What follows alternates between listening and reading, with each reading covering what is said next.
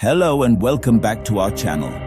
Today we're tackling a tough but important topic: how to emotionally detach from someone. We're going to explore this through the wisdom of Buddhism, which offers some incredibly insightful and practical advice for these situations. Rule 1. Understand impermanence. Firstly, let's talk about impermanence. This is a core concept in Buddhism that tells us that everything in life, including our relationships, is subject to change. Nothing is permanent. This can be a hard pill to swallow, especially when we're dealing with the end of a relationship.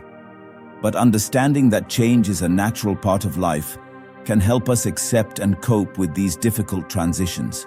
It's like watching the seasons change. Each one has its own beauty and challenges, and none of them last forever. So, when a relationship ends, it's not a disaster. It's just another season passing. It's a part of the natural cycle of life. Rule 2. Practice mindfulness. The second rule is mindfulness. This is all about being fully present in the moment. It's about observing your thoughts and feelings without judging them or getting swept up in them. When we're trying to detach from someone, our minds can be filled with all sorts of thoughts and emotions. By practicing mindfulness, we can learn to observe these thoughts and emotions without letting them control us. It's like sitting on the bank of a river, watching the water flow by.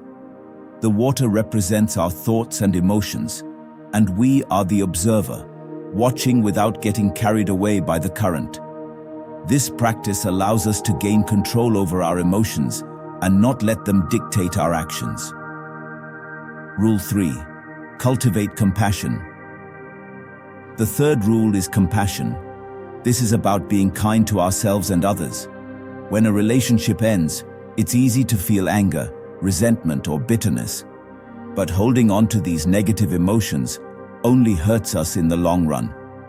By cultivating compassion, we can learn to forgive and let go of these negative feelings. It's like applying a soothing balm to a wound. It helps to ease the pain and promote healing. Compassion allows us to see the situation from the other person's perspective, understand their actions, and forgive them. It also means being kind to ourselves, acknowledging our feelings, and giving ourselves the care and attention we need during this difficult time. Rule 4. Non-attachment. The fourth rule is non-attachment. This is about enjoying our relationships without becoming overly attached to them. It's about appreciating the good times, but not clinging to them when it's time to move on. This doesn't mean we should be indifferent or uncaring. Instead, it's about finding a balance between enjoying our relationships and being able to let go when the time comes. It's like holding sand in your hand. If you grip it too tightly, it slips through your fingers. But if you hold it loosely, it stays in your hand. Non-attachment allows us to fully experience and enjoy our relationships without the fear of loss holding us back. Rule 5. Seek inner peace. The final rule is seeking inner peace. This is about finding happiness and contentment within ourselves, rather than relying on others to make us happy.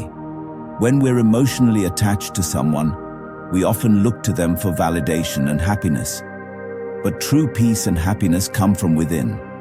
It's like being your own best friend. You have everything you need within you to be happy and content. Seeking inner peace allows us to become self-reliant and less dependent on others for our emotional well-being. So there you have it, 5 Buddhist rules for emotionally detaching from someone. Remember, this isn't about becoming cold or uncaring. It's about freeing yourself from the emotional chains that can keep you stuck in the past or worried about the future. It's about finding peace and contentment in the present moment.